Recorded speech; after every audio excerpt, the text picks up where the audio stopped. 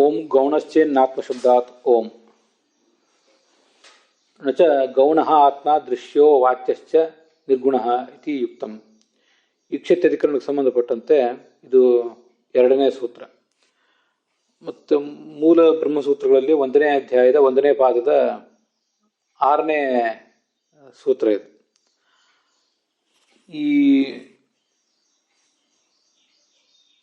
ಬ್ರಹ್ಮ ದೃಶ್ಯ ಆಗಿದ್ದಾನೆ. ನಮ್ಮ ಶ್ರವಣ ಮನನ ಇತ್ಯಾದಿಗಳ ಬಳಿಕ ಅವನ ದರ್ಶನ ನಮಗಾಗ್ತದೆ. ಆದ್ದರಿಂದ ಅವನು ವಾಚ್ಯನೇ ಆಗಿದ್ದಾನೆ ಅಂತ ಈ ಹಿಂದೆ ಅಭಿಪ್ರಾಯ ಬಂದಿದೆ. ಆದರೆ ಅದ್ವೈತಿಗಳು ಈ ಇಬ್ಬರು ಬ್ರಹ್ಮನನ್ನು ಒಪ್ತಾರೆ. ಆದ್ದರಿಂದ ಅವರು ಈ ಸೂತ್ರಕ್ಕೆ ಸಂಬಂಧಪಟ್ಟಂತೆ ಮತ್ತೊಂದು ಆಕ್ಷೇಪ ಮಾಡ್ತಿದ್ದಾರೆ. ಆ ಆಕ್ಷೇಪಕ್ಕೆ ಉತ್ತರವಾಗಿ ಈಗಿನ ಸೂತ್ರ ಹೊರಟಿದೆ. ಮೊದಲು ಇದಕ್ಕೆ ಸಂಬಂಧಪಟ್ಟಂತೆ ಸತ್ತರ್ಕ ದೀಪಾವಳಿ ನೋಡೋಣ. ಸತ್ತರ್ಕ ದೀಪಾವಳಿ, ತತ್ವ ಪ್ರದೀಪ, ಆಮೇಲೆ ತತ್ವ ಪ್ರಕಾಶಿಕ ನೋಡೋಣ. ಉಕ್ತಾರ್ಥಂ ಆಕ್ಷಿಪ್ಯ ಸಮಾಧಸತ್ ಸೂತ್ರಂ ಉಪನ್ಯಸ್ಯ ವ್ಯಾಚಷ್ಟೆ. ಸಮಾಧಸತ್ ಸೂತ್ರಂ ಉಪನ್ಯಸ್ಯ ವ್ಯಾಚಷ್ಟೆ. ಉಕ್ತಾರ್ಥಂ ಅಂದರೆ ಹಿಂದೆ ಒಂದು ಅರ್ಥ ಬಂದಿದೆ, ಬ್ರಹ್ಮ ವಾಚ್ಯನೇ ಆಗಿದ್ದಾನೆ ಅಂತ. ಅದರ ಮೇಲೆ ಅದ್ವೈತಿಗಳ ಒಂದು ಆಕ್ಷೇಪ ಇದೆ. ಆ ಆಕ್ಷೇಪಕ್ಕೆ ಸಮಾಧಾನವನ್ನು ಹೇಳುವಂತಹ ಸೂತ್ರ ಸಮಾಧಸತ್ ಅಂತನ್ನುವುದು ಆ ಸೂತ್ರಕ್ಕೆ ಅನ್ವಿತ ಆಗುವಂಥ ಶಬ್ದ ಸತ್ತರ್ಕ ದೀಪಾವಳಿಯಲ್ಲಿ. ಸೂತ್ರಂ ಉಪನ್ಯಸ್ಯ, ಆ ಸೂತ್ರವನ್ನು ಪಠಿಸಿ ಮುಂದೆ ಅದನ್ನು ವ್ಯಾಖ್ಯಾನ ಮಾಡ್ತಾ ಇದ್ದಾರೆ. ಇದು ನೋಡಿ, ಈ ತತ್ವ ಪ್ರಕಾಶಿಕಾದಲ್ಲಿ ಉಕ್ತಾರ್ಥಂ ಆಕ್ಷಿಪ್ಯ ಸಮಾಧಸತ್ ಸೂತ್ರಂ ಪಠಿತ್ವಾ ವ್ಯಾಚಷ್ಟೆ ಅಂತ ಹೀಗಿದೆ. ಅಲ್ಲಿ ಉಪನ್ಯಸ್ಯ ವ್ಯಾಚಷ್ಟೆ ಅಂತ ಮೇಲಿದ್ರೆ, ಇಲ್ಲಿ ಪಠಿತ್ವಾ ವ್ಯಾಚಷ್ಟೆ ಅಂತಿದೆ. ಅವೆರಡಕ್ಕೂ ಬೇರೆ ಅರ್ಥ ವ್ಯತ್ಯಾಸ ಏನೂ ಇಲ್ಲ. ಪಠಿತ್ವ ಸೂತ್ರವನ್ನು ಪಠನೆ ಮಾಡುವುದು, ಸೂತ್ರವನ್ನು ಮೊದಲು ತೋರಿಸುವುದು, ನೋಡಿ ಸೂತ್ರ ಹೀಗಿದೆ ಅಂತ. ಪಠಿತ್ವ ಮತ್ತು ಉಪನ್ಯಾಸ ಅಂತ ಅನ್ನೋದಕ್ಕೆ ಎರಡಕ್ಕೂ ಕೂಡ ಅದೇ ಅರ್ಥ. ವ್ಯಾಚಷ್ಟೆ ಅಂದರೆ ಮುಂದೆ ಅದಕ್ಕೆ ವ್ಯಾಖ್ಯಾನ ಮಾಡ್ತಾರೆ ಅಂತ ಅದನ್ನ ತಾತ್ಪರ್ಯ ಆಗ್ತದೆ. ಹೀಗೆ ಉಪನ್ಯಾಸ ಅಂದರೆ ಸೂತ್ರವನ್ನು ಮುಂದಿಟ್ಟು ಅದನ್ನು ಈಗಿನ ಅರ್ಥದಲ್ಲಿ ಹೇಳುವುದಾದರೆ ಉಪನ್ಯಾಸ ಮತ್ತು ಪಠಿತ್ವ, ಉಪನ್ಯಾಸ ಅಂತ ತತ್ವರ್ಕ ದೀಪಾವಳಿಯಲ್ಲಿ, ಪಠಿತ್ವ ಅಂತ ತತ್ವ ಪ್ರಕಾಶಿಕಾದಲ್ಲಿ, ಅದೆರಡಕ್ಕೂ ಅರ್ಥ ತೋರಿಸಿ ಅಂದರೆ ಅದನ್ನು ಡೌನ್ಲೋಡ್ ಮಾಡೋದು ಅಂತ, ನಮ್ಮ ಎದುರಿಗೆ ಇಡೋದು, ಪ್ರೆಸೆಂಟ್ ಮಾಡೋದು. ಆಮೇಲೆ ಅದನ್ನು ವ್ಯಾಚಷ್ಟೆ ವ್ಯಾಖ್ಯಾನ ಮಾಡೋದು, ಓಪನ್ ಮಾಡೋದು ಅಂತ ಈ ಅರ್ಥದಲ್ಲಿ ಅದನ್ನು ತಿಳ್ಕೋಬಹುದು ಈಗಿನ ಅರ್ಥದಲ್ಲಿ. ಹಾಗಾಗಿ ಈಗ ನೋಡಿ, ಉಪನ್ಯಾಸ ಅಂದರೆ ಬೇರೆ ಕಡೆ ಉಪನ್ಯಾಸ ಮಾಡುವುದು ಅಂದರೆ ವಿವರಿಸುವುದು ಅಂತ ಅರ್ಥ ಆಗ್ತದೆ. ಸೂತ್ರಂ ಉಪನ್ಯಾಸ, ಸೂತ್ರವನ್ನು ವಿವರಿಸಿ ವ್ಯಾಖ್ಯಾನ ಮಾಡುವುದು ಅಂತ ಅರ್ಥ ಅಲ್ಲ. ಉಪನ್ಯಾಸ ಅಂದರೆ ಆ ಸೂತ್ರವನ್ನು ಪ್ರೆಸೆಂಟ್ ಮಾಡುವುದು ನಮ್ಮ ಎದುರಿಗೆ ಅಂತ ಅರ್ಥ. ಮುಂದೆ ಅದಕ್ಕೆ ವ್ಯಾಖ್ಯಾನ ಮಾಡ್ತಾ ಇದ್ದಾರೆ, ಗೌಣಶ್ಚೇನ್ ಆತ್ಮಶಬ್ದ ಅಂತ. ನಾನು ಜಗತ್ಕರ್ತರಿ ಪರಮಾತ್ಮನೇ ನಿಖಿಲ ಶ್ರುತಿ ಸಮನ್ವಯ ದೋಷ ಪರಿಹಾರಾಯ ಉದಾಹೃತಂ. ಜಗತ್ತಿಗೆ ಕರ್ತನಾದವನು ಪರಮಾತ್ಮ, ಅವನಲ್ಲಿ ಎಲ್ಲ ಶ್ರುತಿಗಳ ಸಮನ್ವಯ ಅದನ್ನು ನೀವು ಮಾಡಬೇಕಾಗಿದೆ. ಹಾಗೆ ದೋಷ ಪರಿಹಾರಗಳನ್ನು ಕೂಡ ಮಾಡಬೇಕಾಗಿದೆ. ದೋಷ ಪರಿಹಾರಾಯ ಉದಾಹೃತಂ ವಚನಂ ಆತ್ಮನ್ಯೇವ ಆತ್ಮಾನಂ ಪಶ್ಯೇತ್ ಇತ್ಯಾದಿ ವೇದವಾಕ್ಯಗಳು. ಈ ಉಪನಿಷತ್ತಿನಲ್ಲಿ ಮತ್ತು ಸ್ಮೃತಿಗಳಲ್ಲಿ ಹೀಗೆ ಬೇರೆ ಬೇರೆ ಕಡೆ ಬಂದಿರುವಂತಹ ವೇದವಾಕ್ಯಗಳು ಇತ್ಯಾದಿ. ಇವೆಲ್ಲ ವೇದವಾಕ್ಯಗಳೇನಿದೆ ಅದು ತತ್ ಆ ವೇದವಾಕ್ಯ ಸತ್ವರಜಸ್ತಮೋ ಗುಣ ಬದ್ಧ ಆತ್ಮ ವಿಷಯತೆಯ ಉಪಪನ್ನಂ ಇತಿ. ಅವೆಲ್ಲವೂ ಕೂಡ ಯಾವ ಆತ್ಮನಿಗೆ ಸಂಬಂಧಪಟ್ಟದ್ದು ಅನ್ನೋದನ್ನ ಅವ್ರು ಪ್ರಶ್ನೆ ಮಾಡುವವರು ತಮ್ಮ ಅಭಿಪ್ರಾಯಕ್ಕೆ ಅನುಗುಣವಾಗಿ ಹೇಳ್ತಾ ಇದ್ದಾರೆ. ಸತ್ವ ರಜಸ್ಸು ತಮಸ್ಸು ಈ 3 ಗುಣಗಳಿಂದ ಬದ್ಧನಾದ ಆತ್ಮನನ್ನೇ ವಿಷಯವಾಗಿ ಹೊಂದಿರುವಂಥವು ಆ ಎಲ್ಲ ವೇದವಾಕ್ಯಗಳು. ಇತಿ ಎನ್ ನಿಷಿದ್ಧಂ ತತ್ ತ್ರಿಗುಣಾತೀತಸ್ಯ ಪರಮಾತ್ಮನಃ ಅದೃಶ್ಯತ್ವ ಅವಾಚ್ಯತ್ವ ಸಾಧಕಂ ಇತಿ ಚೇತ್. ಇನ್ನು ನಿಷಿದ್ಧವಾದದ್ದು, ನಿಷಿದ್ಧ ಮಾಡುವುದು ಅಂದರೆ ಅವನನ್ನು ತಿಳ್ಕೊಳ್ಳಿಕ್ಕಾಗೋದಿಲ್ಲ, ಅವನ ಕಡೆ ಮನಸ್ಸು ಹೋಗೋದಿಲ್ಲ, ಅವನ ಕಡೆ ವಾಕ್ ಹೋಗೋದಿಲ್ಲ ಅಂತ ಏನು ನಿಷೇಧ ಬಂದಿದೆಯಲ್ಲ, ಅದು ಯಾರಿಗೆ ಸಂಬಂಧಪಟ್ಟದ್ದು ಅಂದರೆ ತತ್ ತ್ರಿಗುಣಾತೀತಸ್ಯ ಯತ್ ನಿಷಿದ್ಧಂ. ಯಾವ ಬ್ರಹ್ಮವು ನಿಷೇಧಿಸಲ್ಪಟ್ಟಿದೆಯೋ ತತ್ ಅದು ತ್ರಿಗುಣಾತೀತಸ್ಯ ಪರಮಾತ್ಮನಃ ಅದೃಶ್ಯತ್ವ ಅವಾಚ್ಯತ್ವ ಸಾಧಕಂ. ತ್ರಿಗುಣಾತೀತನಾದ ನಿರ್ಗುಣನಾದ ಪರಮಾತ್ಮನಿಗೆ ಅದೃಶ್ಯತ್ವವನ್ನು ಅವಾಚ್ಯತ್ವವನ್ನು ಸಾಧನೆ ಮಾಡುವಂಥ ವಾಕ್ಯ ಅದು. ಇಲ್ಲಿ ನಾನು ಯತ್ ನಿಷಿದ್ಧಂ ತತ್ ಅಂತನೋ ಅಲ್ಲಿ ಯತ್ ಅಂದ್ರೆ ಬ್ರಹ್ಮ ಅಂತ ಹೇಳಿದೆ, ಬ್ರಹ್ಮ ಅಲ್ಲ, ಯತ್ ಯಾವ ವಾಕ್ಯ. ಇಲ್ಲಿ ಹಿಂದೆ ಆ ವಾಕ್ಯಗಳನ್ನೇ ತಗೊಂಡಿದ್ದಾರೆ. ಹಿಂದೆ ತೋರಿಸಿರುವಂತಹ ವಾಕ್ಯಗಳು ಆತ್ಮನ್ಯೇವ ಆತ್ಮಾನಂ ಪಶ್ಯೇತ್ ಇತ್ಯಾದಿ ವಿವಿಧ ವಾಕ್ಯಗಳು ಅವು ಸಗುಣ ಬ್ರಹ್ಮನನ್ ಕುರಿತು. ಇನ್ನ ಯಥೋ ವಾಚೋ ನಿವರ್ತಂತೆ ಅಪ್ರಾಪ್ಯ ಮನಸಾ ಸಹ ಈ ಥರ ನಿಷೇಧವನ್ನು ತೋರಿಸುವಂತಹ ಮಾತುಗಳೇನಿವೆ, ಯತ್ ಅಂದರೆ ಯಾವ ನಿಷಿದ್ಧಂ ಪರಮಾತ್ಮ ಗ್ರಾಹ್ಯ ಅಲ್ಲ, ಮನಸ್ಸಿಗೆ ಗ್ರಾಹ್ಯ ಅಲ್ಲ, ವಚನಕ್ಕೆ ಗ್ರಾಹ್ಯ ಅಲ್ಲ ಅಂತ ತೋರಿಸುವ ಮಾತುಗಳೇನಿದೆ, ತತ್ ಆ ಮಾತು ತ್ರಿಗುಣಾತೀತನಾದ ಪರಮಾತ್ಮನಿಗೆ ಅದೃಶ್ಯತ್ವವನ್ನು ಅವಾಚ್ಯತ್ವವನ್ನು ಹೇಳುವಂಥ ಮಾತು. ಹೀಗೆ ಯತ್ ತತ್ ಅನ್ನೋ ಶಬ್ದದಿಂದ ಆ ಮಾತನ್ನು ತಗೊಳ್ಬೇಕು. ಯಥೋ ವಾಚೋ ನಿವರ್ತಂತೆ ಇತ್ಯಾದಿ ಮಾತುಗಳನ್ನು ಅವು ಅದೃಶ್ಯತ್ವವನ್ನು ಅವಾಚ್ಯತ್ವವನ್ನು ಹೇಳ್ತವೆ. ಹೀಗೆ ವೇದದಲ್ಲಂತೂ ಎರಡೂ ಮಾತುಗಳು ಕಂಡು ಬರ್ತವೆ. ಆತ್ಮನಲ್ಲಿ ಆತ್ಮನನ್ನು ಕಾಣಬೇಕು ಅಂತ ಒಂದು ಮಾತಿದೆ, ಆ ಪರಮಾತ್ಮನನ್ನು ಕಾಣ್ಲಿಕ್ಕಾಗುವುದಿಲ್ಲ, ಮನಸ್ಸಿನಿಂದ ಮುಟ್ಲಿಕ್ಕಾಗುವುದಿಲ್ಲ ಅಂತನೂ ಮಾತಿದೆ. ಆದರೆ ಇವೆರಡೂ ಮಾತುಗಳು ಕೂಡ ಬೇರೆ ಬೇರೆ ಆತ್ಮನನ್ನು ಹೇಳ್ತವೆ. ಮೊದಲನೇದ್ದು ಸಗುಣ ಬ್ರಹ್ಮನನ್ನು ಹೇಳ್ತದೆ, ಆತ್ಮನ್ಯವ ಆತ್ಮಾನಂ ಪಶ್ಯೇತ್ ಅಂತ ಸಗುಣನಾದ ಆತ್ಮನನ್ನ. ಎರಡನೇದ್ದು ನಿರ್ಗುಣನಾದ ಆತ್ಮನನ್ನು ಹೇಳ್ತದೆ, ಇತಿ ಚೇತ್. ಹೀಗೆ ಪ್ರಶ್ನೆ ಬಂದರೆ ಮೈವಂ ಅದು ಸರಿಯಲ್ಲ. ಆತ್ಮ ಶಬ್ದ ಮುಖ್ಯಾರ್ಥ ಪರಿತ್ಯಾಗ ಪ್ರಸಂಗಾತ್. ಆತ್ಮ ಶಬ್ದಕ್ಕೆ ಮುಖ್ಯಾರ್ಥ ಯಾರು? ಒಬ್ಬನೇ ಬ್ರಹ್ಮ, ಏಕ ಬ್ರಹ್ಮನ, ಒಬ್ಬನೇ ಬ್ರಹ್ಮ ಇದ್ದಾನೆ. ಆತ್ಮ ಶಬ್ದದ ಮುಖ್ಯಾರ್ಥನಾದ ಮುಖ್ಯ ಬ್ರಹ್ಮನನ್ನ ನೀವು ಪರಿತ್ಯಾಗ ಮಾಡಬೇಕಾಗ್ತದೆ. ಯಾರು ಹಾಗಾದ್ರೆ ಅವನು ಮುಖ್ಯಾರ್ಥ ಅಂದರೆ ತ್ರಿಗುಣಾತೀತನಾದ ಬ್ರಹ್ಮನೇ ಮುಖ್ಯಾರ್ಥ. ತ್ರಿಗುಣ ಬದ್ಧನಾದಂಥ ಆತ್ಮ ಅವನು ಯಾವತ್ತೂ ಕೂಡ ಮುಖ್ಯಾರ್ಥ ಅಲ್ಲ. ಅದನ್ನು ಪ್ರಮಾಣದ ವಚನದಿಂದಲೇ ಸಮರ್ಥನೆ ಮಾಡ್ತಾ ಇದ್ದಾರೆ. ಯೋ ಗುಣೈಹಿ ಸರ್ವತೋ ಹೀನಃ ಅಂತ. ಯಾರು ಎಲ್ಲ ಗುಣಗಳಿಂದಲೂ ಹೀನನಾಗಿದ್ದ, ಗುಣೈಹಿ ಸರ್ವತೋ ಹೀನಃ ಅಂದರೆ ಪ್ರಾಕೃತ ಗುಣಗಳಿಲ್ಲ, ದುರ್ಗುಣಗಳಿಲ್ಲ ಅವನಲ್ಲಿ, ದೋಷ ವಿವರ್ಜಿತ, ದೋಷನೂ ಕೂಡ ಇಲ್ಲ, ಹೇಯೋಪಾದೇಯ ರಹಿತ, ಅವನು ಯಾವುದನ್ನು ಕೂಡ ಸ್ವೀಕಾರ ಮಾಡಬೇಕಾದದ್ದಿಲ್ಲ, ಅದನ್ನು ಯಾವುದನ್ನು ಬಿಡಬೇಕಾದದ್ದು ಇಲ್ಲ. ಸಹ ಆತ್ಮೇತ್ಯಭಿಧೀಯತೆ, ಅವನನ್ನು ಆತ್ಮ ಅಂತಾರೆ. ಏತದನ್ಯ ಸ್ವಭಾವೋ ಯಹ ಸ ಅನಾತ್ಮೇತಿ ಸತಾಂ ಮತಂ. ಅನಾತ್ಮನಿ ಆತ್ಮಶಬ್ದಸ್ತು ಸೋಪಚಾರ ಪ್ರಯುಜ್ಯತೆ. ಹೀಗೆ ಮೂಲ ಒಂದು ದೈವ ಏನಿದೆ, ಜಗತ್ತನ್ನು ನಿಯಂತ್ರಿಸುವ ದೈವ, ಅದೇ ಆತ್ಮ. ಅದಕ್ಕಿಂತಲೂ ಭಿನ್ನವಾದದ್ದೆಲ್ಲವೂ ಅನಾತ್ಮ ಅಂತ ಸತಾಂ ಜ್ಞಾನಿಗಳ ಮತ. ಹಾಗಾಗಿ ಆತ್ಮ ಅಂದರೆ ಅವನೊಬ್ಬನೇ, ಉಳಿದಿದ್ದೆಲ್ಲವೂ ಅನಾತ್ಮನೇ. ಅನಾತ್ಮದ ಬಗ್ಗೆ ಆತ್ಮಶಬ್ದವೇನು ಪ್ರಯೋಗ ಇದೆಯಲ್ಲ, ಈ ಪ್ರಯೋಗ ಸೋಪಚಾರ, ಅದು ಕೇವಲ ಔಪಚಾರಿಕವಾಗಿ ಪ್ರಯೋಗ ಮಾಡೋದು. ಆತ್ಮಶಬ್ದವನ್ನು ಅಲ್ಲಿ ಮುಖ್ಯವಾಗಿ ಹೇಳಲಿಕ್ಕೆ ಬರೋದೇ ಇಲ್ಲ. ಇದಕ್ಕೆ ಹೀಗೆ ಸಂಬಂಧಪಟ್ಟಂತೆ ತತ್ವನಿರ್ಣಯದಲ್ಲಿ ಬಂದಿರುವ ಒಂದು ಪರಮೋಪನಿಷತ್ ಅನ್ನೋದು ನನಗೆ ನೆನಪಿಗೆ ಬರ್ತದೆ. ಆತತತ್ವಾಚ ಮಾತ್ರತ್ವಾತ್ ಆತ್ಮೇತಿ ಪರಮೋಪದ ಆತ್ಮಾಭಾಸಾಸ್ತದನ್ಯೇತು ನಹ್ಯೇತೇಷಾಂ ತಥಾ ಗುಣಾ ಅಂತ ಪರಮೋಪನಿಷತ್ ಅಂತ ಅದ್ರ ಮಾತು. ಭಗವಂತನನ್ನ ಪರಮಃ ಅಂದರೆ ಸರ್ವಜ್ಞನಾದ ಸರ್ವೋತ್ತಮನಾದ ಭಗವಂತನನ್ನ ಆತ್ಮ ಅಂತ ಹೇಳಬೇಕು. ಯಾಕೆಂದ್ರೆ ಆತತತ್ವಾತ್ ಮಾತೃತ್ವಾತ್. ಆತ್ಮ ಎಂಬಲ್ಲಿ ಆತ್ ಅಂತ ಒಂದಿದೆ, ಮಾ ಅಂತ ಇನ್ನೊಂದಿದೆ. ಆತತ ಅಂದರೆ ಎಲ್ಲ ಕಡೆ ವ್ಯಾಪ್ತ ಅಂತ ಅರ್ಥ, ದೇಶತಃ ಕಾಲತಃ ಗುಣತಃ ವ್ಯಾಪ್ತ ಅಂತ ಅರ್ಥ. ಮತ್ತು ಮಾತೃತ್ವಾತ್ ಅಂದರೆ ಸರ್ವಜ್ಞನಾದ್ರಿಂದ ಅಂತ ಅರ್ಥ. ಹೀಗೆ ಎಲ್ಲ ಕಡೆ ವ್ಯಾಪ್ತನೂ ಸರ್ವಜ್ಞನೂ ಆದ್ರಿಂದ ಅವನೇ ಆತ್ಮ.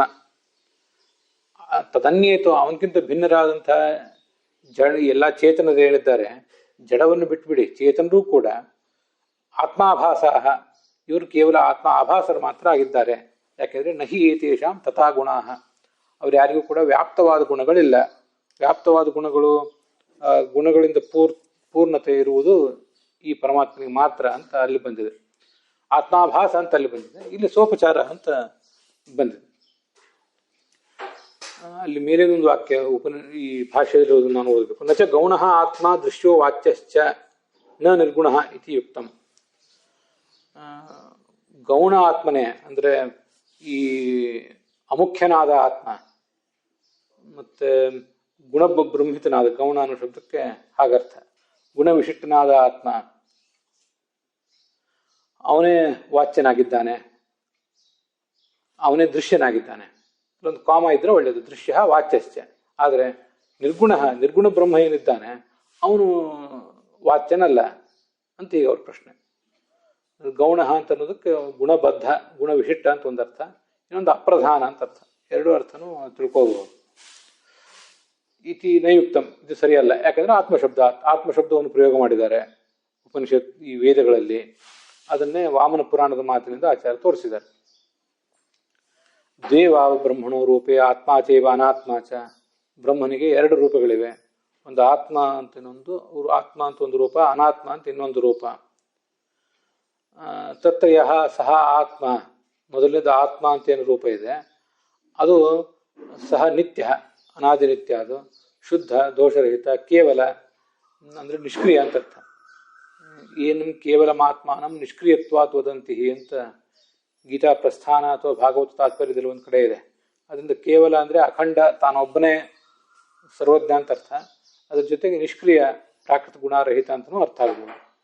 ನಿರ್ಗುಣಶ್ಚ ಅಥ ಯಹ ಅನೀದೃಶಃ ಸಹ ಅನಾತ್ಮ ಇತಿ ತಲವಕಾರ ಬ್ರಾಹ್ಮಣಂ.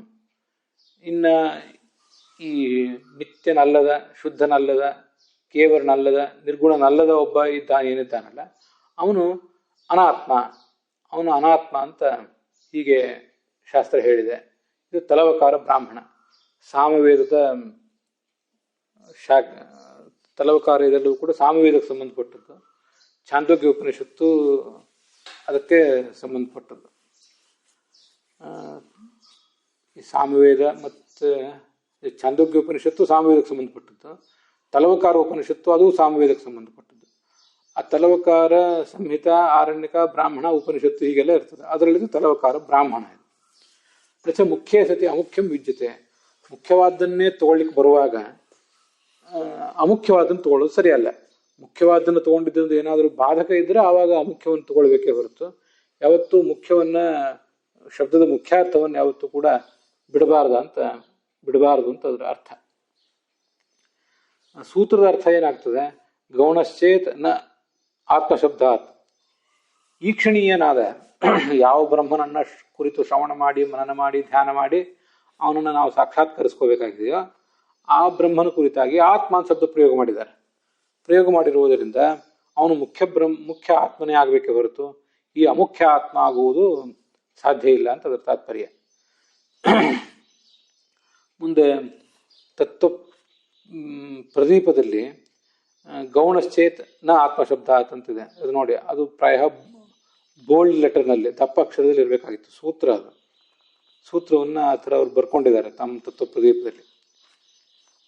ಅದಕ್ಕೆ ಅವರು ಮುಂದೆ ಇರುವುದು ತತ್ವ ಪ್ರದೀಪದ ವಾಕ್ಯ. ಏಕಮೇವ ಬ್ರಹ್ಮ ಅವಿದ್ಯಾವಸ್ಥಾಯಾಂ ಸೃಷ್ಟತ್ವಾದಿ ಗುಣೈ ಸಗುಣಂ ದೃಶ್ಯಂ ವಾಚ್ಯಂ ಚ ವಿದ್ಯಾವಸ್ಥಾಯಾಂ ನಿರ್ಗುಣಂ ಅದೃಶ್ಯಂ ಅವಾಚ್ಯಂ ಚ ಇತಿ ಚೇತನ. ಬ್ರಹ್ಮ ವಾಚ್ಯ ಅಂತ ನೀವು ಪ್ರತಿಪಾದನೆ ಮಾಡಿದ್ರಿ ತತ್ವವಾದಿಗಳು, ಆದರೆ ಅದು ಸರಿಯಲ್ಲ. ಯಾಕೆಂದ್ರೆ ಒಂದೇ ಬ್ರಹ್ಮ ಇರೋದು. ಆ ಬ್ರಹ್ಮ ಅವಿದ್ಯೆಯ ಸಂಪರ್ಕವನ್ನು ಪಡೆದಾಗ ಅದಕ್ಕೆ ಸೃಷ್ಟತ್ವಾದಿ ಗುಣಗಳೂ ಬರ್ತವೆ.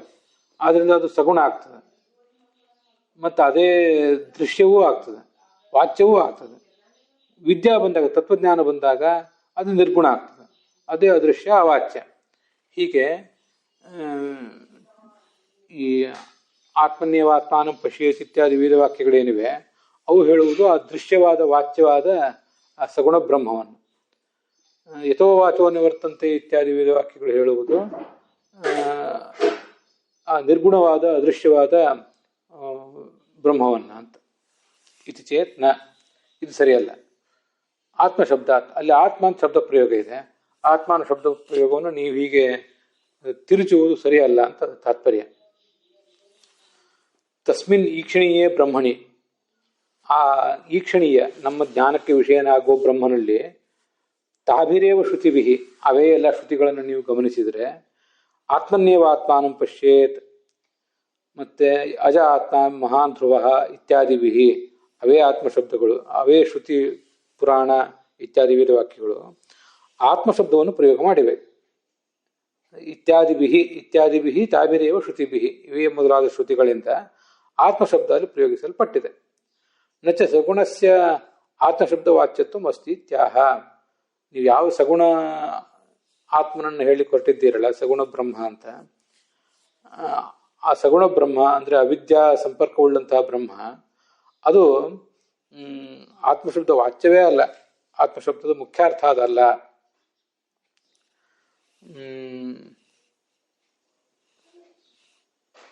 ಶಬ್ದವಾಚ್ಯತ್ವಂ ಅಸ್ತಿ ಇತ್ಯಾಹ ಯೋ ಗುಣೈಃ ಸರ್ವತೋ ಹೀನಃ ಇತಿ. ಹೇಯೋಪಾದೇಯರಹಿತಃ ಅಂದರೆ ಸ್ವಾಭಾವಿಕ ದೋಷ ವರ್ಜಿತಃ. ಹೇಯ ಅಂದರೆ ಸ್ವಾಭಾವಿಕವಾದಂಥ ದೋಷಗಳು. ಮತ್ತೆ ಉಪಾದೇಯರಹಿತ ಅಂದರೆ ಹೇಯೋಪಾದೇಯರಹಿತ ಸ್ವಾಭಾವಿಕ ದೋಷವರ್ಜಿತ. ನಾನು ಇದಕ್ಕೆ ಸರಿಯಾಗಿ ಅರ್ಥ ಹೇಳಲಿಲ್ಲ, ಮುಂದೆ ಅದನ್ನು ಭಾಷ್ಯ ದೀಪಿಕಕ್ಕೆ ಅನುಗುಣವಾಗಿ ಮತ್ತೊಂದು ಸರಿ ಅರ್ಥ ಹೇಳ್ತೇನೆ, ತತ್ವಪ್ರದೀಪಕ್ಕೆ ಅನುಗುಣವಾಗಿ ಕೂಡ. ಹೇಯ ಅಂದರೆ ಯಾವುದನ್ನು ಸ್ವೀಕಾರ ಮಾಡಬೇಕಾಗಿಲ್ಲ, ಹೇಯ ಅಂದರೆ ಯಾವುದನ್ನು ಪರಿತ್ಯಾಗ ಮಾಡಬೇಕಾಗಿಲ್ಲ, ಉಪಾದೇಯ ಅಂದರೆ ಯಾವುದನ್ನು ಸ್ವೀಕಾರ ಮಾಡಬೇಕಾಗಿಲ್ಲ ಅಂತ ಬೇರೆ ಕಡೆ ಬಂದದ ಅರ್ಥ ನಾನು ಹೇಳಿದೆ. ಇಲ್ಲಿ ಸ್ವಾಭಾವಿಕ ದೋಷವರ್ಜಿತ ಅಂತ ಇಷ್ಟ ಅರ್ಥ ಹೇಳಿದ್ದನ್ನು ಹೇಳಿದ್ದೇನೆ. ಯಾಕಂದರೆ ಮೇಲೆ ದೋಷವರ್ಜಿತ ಅಂತ ಬಂದಿದೆ.